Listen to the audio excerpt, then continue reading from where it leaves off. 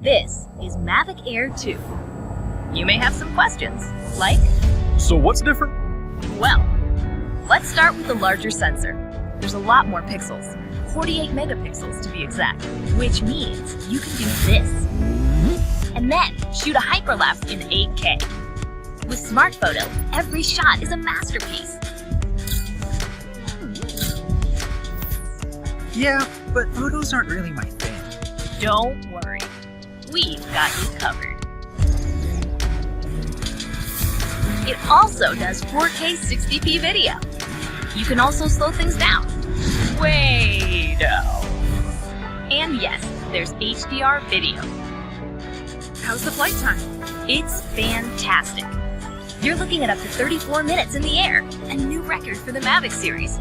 We've added OcuSync 2.0, so you can fly longer and see clearer. What if I'm not a great pilot? That's where Focus Track comes in, so you can fly like a pro. Or just press a button. Here's the best part, automatic obstacle avoidance. Okay, but what do I do with all these shots? Here's an idea.